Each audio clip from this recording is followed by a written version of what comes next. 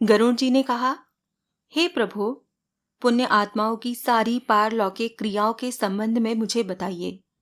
पुत्रों को जिस प्रकार वो क्रिया करनी चाहिए उसे उसी प्रकार कहिए। श्री भगवान ने कहा, गरुड़ जी, मनुष्यों के हित की दृष्टि से आपने बड़ी उत्तम बात पूछी है। धार्मिक मनुष्य के लिए करने योग्य जो कृत्य है वो सब मैं तुम्हें कहता हूँ।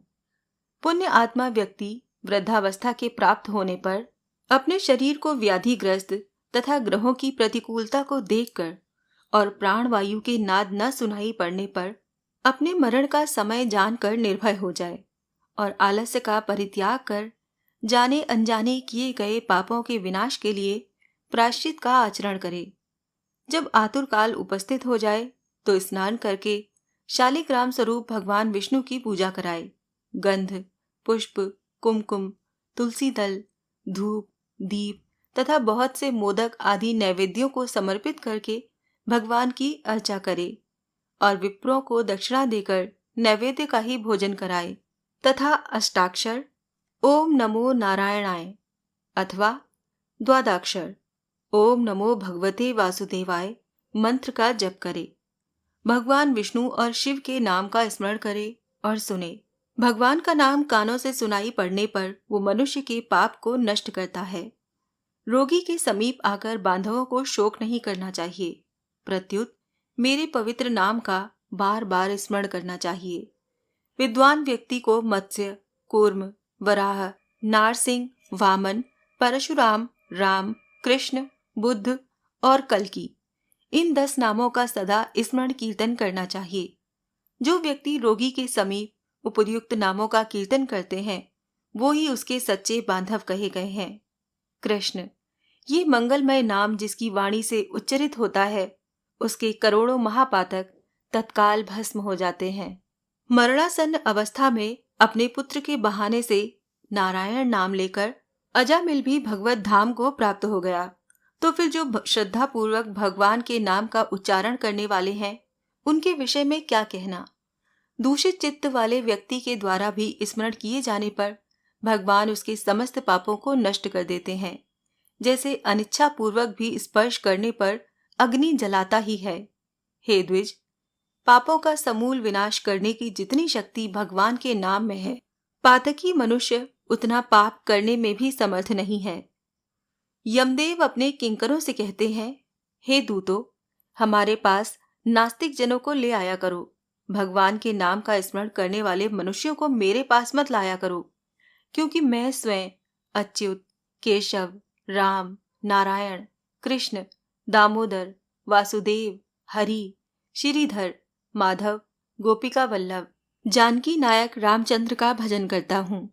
हे दूतों, जो व्यक्ति हे कमल नयन, हे वासुदेव, हे विष्णु, हे धरधीधर, हे अच्युत, हे शंख चक्रपाणि, आप मेरे शरणदाता हो, ऐसा कहते हैं, उन निष्पाप व्यक्तियों को तुम दूर से ही छोड़ देना। हे दूतों, जो निष्किंचन और रसज्ञ परमहंसों द्वारा निरंतर आस्वादित भगवान मुकुंद के पादारविंद मकरंद रस से विमुख हैं, अर्थात भगवत भक्ति से विमुख हैं और नरक के मूल गृहस्थी के प्रपंच में तृष्णा से बद्ध हैं, ऐसे सत्पुरुषों को मेरे पास लाया करो, जिनकी जिह्वा भगवान के गुण और नाम का कीर्तन नहीं करती, चित्त भगवान के चरण विंद का स्मरण नहीं करता, सिर एक बार भी भगवान को प्रणाम नहीं करता। ऐसे विष्णु के आराधना, उपासना आदि कृत्यों से रहित असत्पुरुषों को मेरे पास ले आओ। इसीलिए हे पक्षींद्र, जगत में मंगल स्वरूप भगवान विष्णु का कीर्तन ही एकमात्र महान पापों के आत्यांतिक और एकांतिक निवृत्ति का प्रायश्चित है, ऐसा जानो। नारायण से परामुख रहने वाले व्यक्तियों के द्वारा किए गए प्रायश्चिताचरण भी दुर्बुद्धि प्राणी को उसी प्रकार पवित्र नहीं कर सकते, जैसे मदिरा से भरे घट को गंगा जी सदृश नदियां पवित्र नहीं कर सकती। भगवान कृष्ण के नाम स्मरण से पाप नष्ट हो जाने के कारण जीव नरक को नहीं देखते और स्वप्न में भी कभी यम तथा यमदूतों को नहीं देखते। जो व्यक्ति अनंत काल में नंद नंदन भगवान श्री कृष्ण जिसके पीछे चलते हैं, ऐसी गाय को ब्राह्मणों को दान देता है, वो मांस, हड्डी और रक्त से परिपूर्ण वैतरणी नदी में नहीं गिरता, अथवा मृत्यु के समय में नंद नंदन इस प्रकार की वाणी का उच्चारण करता है, वो पुनः मांस, अस्थि और रक्त से पूर्ण वैतरणी रूपी शरीर को प्राप्त नहीं करता, शरीर धारण नहीं करता, अर्थात मुक्त हो जाता है। अतः पापों के समूह को नष्ट करने वाले महाविष्णु के नाम का स्मरण करना चाहिए, अथवा गीता या विष्णु सहस्त्र नाम का पठन अथवा श्रवण करना चाहिए। एकादशी का व्रत, गीता, गंगाजल, तुलसी दल, भगवान विष्णु का चरणामृत और नाम, ये मरण काल में मुक्ति देने वाले हैं। इसके बाद घृत और सुवर्ण सहित अन्न दान का संकल्प करें। क्षत्रिय द्विज को सवत्सा गौ का दान करें। हे पक्षीराज, जो मनुष्य अंत काल में थोड़ा या बहुत दान देता है और पुत्र उसका अनुमोदन करता है, वो दान अक्षय होता है। सत्पुत्र को चाहिए कि अंत काल में सभी प्रकार का दान दिलाए। लोक में धर्मज्ञ पुरुष इसीलिए पुत्र के लिए प्रार्थना करते हैं। भूमि पर स्थित आधी आंख मूंदे हुए पिता को देखकर पुत्रों को उनके द्वारा पूर्व संचित धन के विषय में तृष्णा नहीं करनी चाहिए। सत्पुत्र के द्वारा दिए गए दान से जब तक उसका पिता जीवित हो तब तक, और फिर मृत्यु के अनंतर आतिवाहिक शरीर से भी परलोक के मार्ग में वो दुख नहीं प्राप्त करता। आतुर काल और ग्रहण काल, इन दोनों कालों में दिए गए दान का विशेष महत्व है। इसीलिए तिल आदि अष्टदान अवश्य देने चाहिए। तिल, लोहा, सोना, कपास, नमक, सप्तधान्य, भूमि और गौ, इनमें से एक एक का दान भी पवित्र करने वाला है। ये अष्ट महादान महापातकों का नाश करने वाला है, अतः अंतकाल में इसे देना चाहिए। इन दानों का जो उत्तम फल है उसे सुनो। तीनों प्रकार के पवित्र तिल मेरे पसीने से उत्पन्न हुए हैं। असुर, दानव और दैत्य तिल दान से तृप्त होते हैं।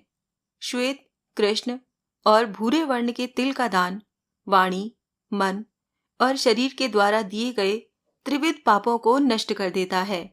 लोहे का दान भूमि में हाथ रख कर देना चाहिए। ऐसा करने से वो जीव यम सीमा को नहीं प्राप्त होता और यम मार्ग में नहीं जाता। पाप कर्म करने वाले व्यक्तियों का निग्रह करने के लिए यम के हाथ में कुल्हाड़ी, मूसल, दंड, तलवार तथा छुरी शस्त्र के रूप में रहते हैं। यमराज के आयुधों को संतुष्ट करने के लिए ये लोहे का दान कहा गया है। इसीलिए यमलोक में सुख देने वाले लौह दान को करना चाहिए। उरण, श्याम सूत्र, शंडामर्ग, उदुम्बर, शेषंबल नामक यम के महादूत लौह दान से सुख प्रदान करने वाले होते हैं। हे पक्षीराज, परम गोपनीय और दानों में उत्तम दान को सुनो, जिसके देने से पृथ्वी, भुवरलोक और स्वर्गलोक के निवासी अर्थात मनुष्य, भूत प्रेत तथा देवगण संतुष्ट होते हैं। ब्रह्मा आदि देवता, ऋषिगण और धर्मराज के सभासद स्वर्ण दान से संतुष्ट होकर वर प्रदान करने वाले हैं। इसीलिए प्रेत के उद्धार के लिए स्वर्ण दान करना चाहिए। हे तात, स्वर्ण का दान देने से जीव यमलोक नहीं जाता, उसे स्वर्ग की प्राप्ति होती है। बहुत काल तक वो जीव सत्यलोक में निवास करता है। तदंतर इस लोक में रूपवान, धार्मिक, वाक्पटु, श्रीमान और अतुल पराक्रमी राजा होता है। कपास का दान देने से यमदूतों से भय नहीं होता। लवण का दान देने से यम से भय नहीं होता। लोहा, नमक, कपास, तिल और स्वर्ण के दान से यमपुर के निवासी चित्रगुप्त आदि संतुष्ट होते हैं।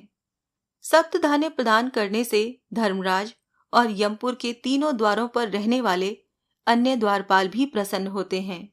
धान, जौ, गेहूं, मूंग, उड़द, काकुन या कंकुनी और सातवां चना, ये सप्तधान्य कहे गए हैं। जो व्यक्ति गौचर मात्र भूमि विधान पूर्वक सत्पात्र को देता है, वो ब्रह्म हत्या के पाप से मुक्त होकर पवित्र हो जाता है। ऐसा मुनीश्वरों ने देखा है। राज्य में किया हुआ अर्थात राज्य संचालन में राजा से होने वाले महापाप न व्रतों से, न तीर्थ सेवन से और न अन्य किसी दान से नष्ट होता है, अपितु वो तो केवल भूमि दान से ही विलीन होता है। जो व्यक्ति ब्राह्मण को धान्य पूर्ण पृथ्वी का दान करता है, वो देवताओं और असुरों से पूजित होकर इंद्रलोक में जाता है। हे गरुड़, अन्य दानों का फल अत्यल्प होता है, किंतु पृथ्वी दान का पुण्य दिन प्रतिदिन बढ़ता जाता है। भूमि का स्वामी होकर भी जो ब्राह्मण को भूमि नहीं देता, वो जन्मांतर में किसी ग्राम में एक कुटिया तक भी प्राप्त नहीं करता और जन्म जन्मांतर में अर्थात प्रत्येक जन्म में दरिद्र होता है। भूमि का स्वामी होने के अभिमान में जो भूमि का दान नहीं करता, वो तब तक नरक में निवास करता है जब तक शेषनाग पृथ्वी को धारण करते हैं। इसीलिए भूमि के स्वामी को भूमि दान करना ही चाहिए। अन्य व्यक्तियों के लिए भूमि दान के स्थान पर मैंने गौ दान का विधान किया है। इसके बाद अंतधेनु दान करना चाहिए और रुद्र धेनु देनी चाहिए। तदंतर ऋण धेनु देकर मोक्ष धेनु का दान करना चाहिए। हे खग, विशेष विधान पूर्वक वैतरणी धेनु का दान करना चाहिए। दान में दी गई गाय मनुष्य को त्रिविध आदि भौतिक, आदि दैविक, आध्यात्मिक तापों तथा कायिक, वाचिक और मानसिक पापों से मुक्त करती है। बाल्यावस्था में, कुमारावस्था में, युवावस्था में, वृद्धावस्था में अथवा दूसरे जन्म में, रात में, प्रातःकाल, मध्याह्न, अपराह्न और दोनों संध्या कालों में शरीर, मन और वाणी से जो जो पाप किए गए हैं, वो सभी पाप तपस्या और सदाचार से युक्त वेदविद ब्राह्मण को दान सामग्री सहित सवत्सा और दूध देने वाली कपिला गौ के एक बार दान देने से नष्ट हो जाते हैं। दान में दी गई वो गाय अंतकाल में गौदान करने वाले व्यक्ति का संचित पापों से उद्धार कर देती है। स्वस्थ चित्तावस्था में दी गई एक गाय, आतुरावस्था में दी गई 100 गाय और मृत्यु काल में चित्त विवर्जित व्यक्ति के द्वारा दी गई 1000 गाय तथा मरणोत्तर काल में दी गई विधि पूर्वक 1,00,000 गाय दान का फल बराबर ही होता है। अर्थात स्वस्थावस्था में गौदान करने का विशेष महत्व है। तीर्थ में सत्पात्र को दी गई एक गाय का दान 1 लक्ष गौदान के तुल्य होता है। सत्पात्र में दिया गया दान लक्ष गुना होता है। उस दान से दाता को अनंत फल प्राप्त होता है और दान लेने वाले पात्र को प्रतिग्रह का दोष नहीं लगता। स्वाध्याय और होम करने वाला तथा दूसरे के द्वारा पकाए गए अन्न को न खाने वाला अर्थात स्वयं पाकी ब्राह्मण रत्नपूर्ण पृथ्वी का दान लेकर भी प्रतिग्रह दोष से लिप्त नहीं होता। विष और शीत को नष्ट करने वाले मंत्र और आग भी क्या दोष के भागी होते हैं?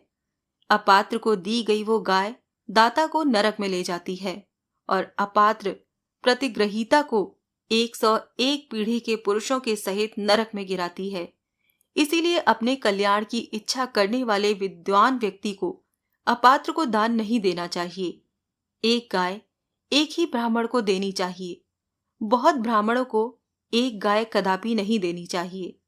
वो गाय यदि बेची गई अथवा बांटी गई तो 7 पीढ़ी तक के पुरुषों को जला देती है। हे खगेश्वर, मैंने तुमसे पहले वैतरणी नदी के विषय में कहा था।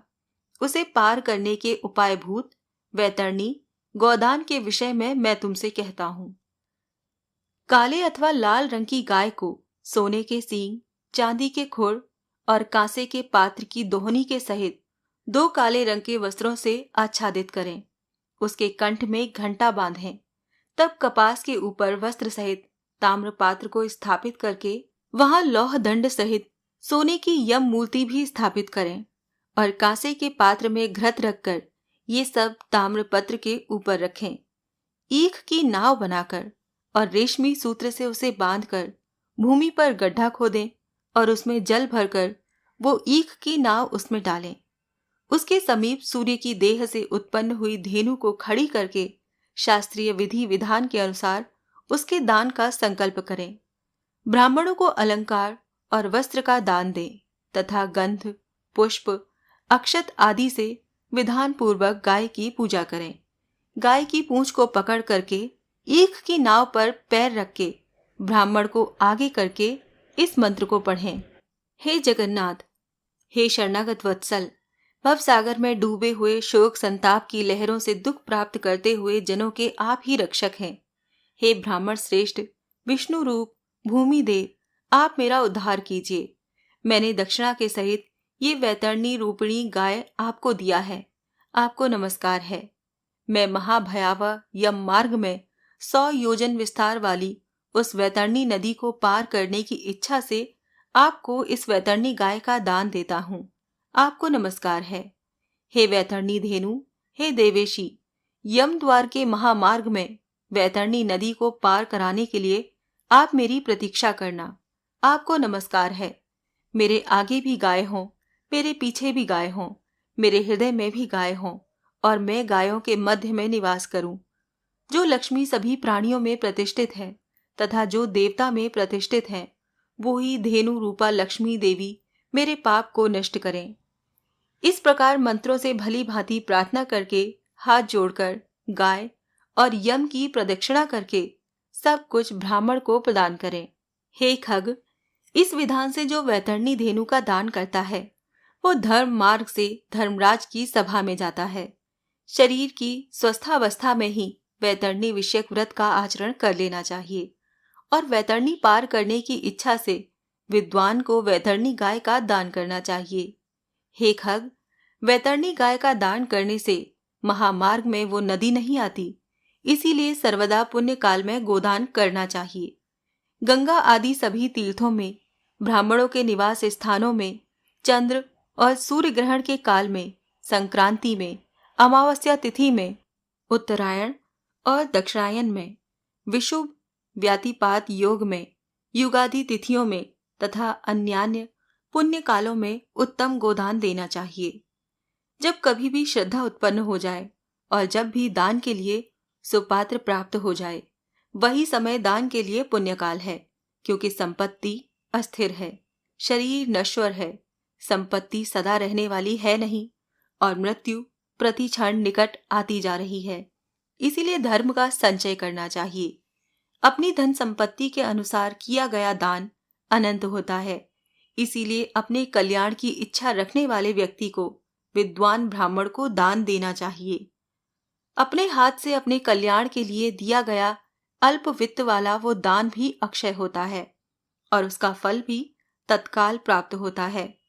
दान रूपी पाथेय को लेकर जीव महामार्ग में सुखपूर्वक जाता है, अन्यथा पाथेय रहित प्राणी को यम मार्ग में क्लेश प्राप्त होता है। पृथ्वी पर मनुष्यों के द्वारा जो जो दान दिए जाते हैं, यमलोक के मार्ग में वो सभी आगे आगे उपस्थित हो जाते हैं। महान पुण्य के प्रभाव से मनुष्य जन्म प्राप्त होता है। उस मनुष्य योनि को प्राप्त कर जो व्यक्ति धर्माचरण करता है, वो परम गति को प्राप्त करता है। धर्म को न जानने के कारण व्यक्ति दुख पूर्वक जन्म लेता है और मरता है। केवल धर्म के सेवन में ही मनुष्य जीवन की सफलता है। धन, पुत्र, पत्नी आदि बांधव और ये शरीर भी सब कुछ अनित्य है, इसीलिए धर्माचरण करना चाहिए। जब तक मनुष्य जीता है, तभी तक बंधु बांधव और पिता आदि का संबंध रहता है। मरने के अनंतर क्षण मात्र में संपूर्ण स्नेह संबंध निवृत्त हो जाता है। जीवितावस्था में अपना आत्मा ही अपना बंधु है, ऐसा बार बार विचार करना चाहिए। मरने के अनंतर कौन दान देगा, ऐसा जानकर अपने हाथ से ही सब कुछ दान देना चाहिए, क्योंकि जीवन अनित्य है। बाद में अर्थात उसकी मृत्यु के पश्चात कोई भी उसके लिए दान नहीं देगा। मृत्यु शरीर को काठ और ढेले के समान पृथ्वी पर छोड़कर बंधु बांधव विमुख होकर लौट जाते हैं। केवल धर्म ही उसका अनुगमन करता है। धन संपत्ति घर में ही छूट जाती है। सभी बंधु बांधव शमशान में छूट जाते हैं, किंतु प्राणी के द्वारा किया हुआ शुभाशुभ कर्म परलोक में भी उसके पीछे पीछे जाता है। शरीर आग से जल जाता है, किंतु किया हुआ कर्म साथ में रहता है। प्राणी जो कुछ पाप अथवा पुण्य करता है, उसका वो सर्वत्र भोग प्राप्त करता है। इस दुखपूर्ण संसार सागर में कोई भी किसी का बंधु नहीं है। प्राणी अपने कर्म संबंध से संसार में आता है और फल भोग से कर्म का क्षय होने पर पुनः चला जाता है। माता पिता, पुत्र भाई, बंधु और पत्नी आदि का परस्पर मिलन प्याऊ पर एकत्र हुए जंतुओं के समान अथवा नदी में बहने वाले काष्ठ समूह के समान नितांत चंचल अर्थात अस्थिर है। किसके पुत्र, किसके पौत्र, किसकी भार्या और किसका धन, संसार में कोई किसी का नहीं है। इसीलिए अपने हाथ से स्वयं दान देना चाहिए। जब तक धन अपने अधीन है तब तक ब्राह्मण को दान कर दे, क्योंकि धन दूसरे के अधीन हो जाने पर तो दान के लिए कहने का साहस भी नहीं होगा। पूर्व जन्म में किए हुए दान के फलस्वरूप यहाँ बहुत सारा धन प्राप्त हुआ है। इसीलिए ऐसा जानकर धर्म के लिए धन देना चाहिए। धर्म से अर्थ की प्राप्ति होती है, धर्म से काम की प्राप्ति होती है, धर्म से ही मोक्ष की प्राप्ति होती है। इसीलिए धर्माचरण करना चाहिए। धर्म श्रद्धा से धारण किया जाता है, बहुत सी धनराशि से नहीं। अकिंचन मुनिगण भी श्रद्धावान होकर स्वर्ग को प्राप्त हुए हैं। जो मनुष्य पत्र, पुष्प, फल अथवा जल मुझे भक्ति भाव से समर्पित करता है, उस संयतात्मा के द्वारा भक्ति पूर्वक दिए गए पदार्थों को मैं प्राप्त करता हूँ। इसीलिए विधि विधान पूर्वक अवश्य ही दान देना चाहिए। थोड़ा हो या अधिक, इसकी कोई गणना नहीं करनी चाहिए। जो पुत्र पृथ्वी पर पड़े हुए आतुर पिता के द्वारा दान दिलाता है, वो धर्मात्मा पुत्र देवताओं के लिए भी पूजनीय होता है। माता पिता के निमित्त जो धन पुत्र के द्वारा सत्पात्र को समर्पित किया जाता है, उससे पुत्र, पौत्र और प्रपौत्र के साथ वो व्यक्ति स्वयं भी पवित्र हो जाता है। पिता के उद्देश्य से किए गए दान से 100 गुना, माता के उद्देश्य से किए गए दान से 1000 गुना, बहन के उद्देश्य से किए गए दान से 10,000 गुना और सहोदर भाई के निमित्त किए गए दान से अनंत गुना पुण्य प्राप्त होता है। दान देने वाला उपद्रवग्रस्त नहीं होता, उसे नरक यातना नहीं प्राप्त होती और मृत्यु काल में उसे यमदूतों से भी कोई भय नहीं होता। हे खग, यदि कोई व्यक्ति लोभ से आतुर काल में दान नहीं देते, वो कंजूस पापी मरने के अनंतर शोकमग्न होते हैं। आतुर काल में अर्थात आतुर के उद्देश्य से जो पुत्र, पौत्र, सहोदर, भाई, सगोत्री और सुजन दान नहीं देते, वो ब्रह्म हत्यारे हैं, इसमें संशय नहीं है। 8वां अध्याय यहाँ संपूर्ण हुआ। ओम नमो भगवते वासुदेवाय नमः।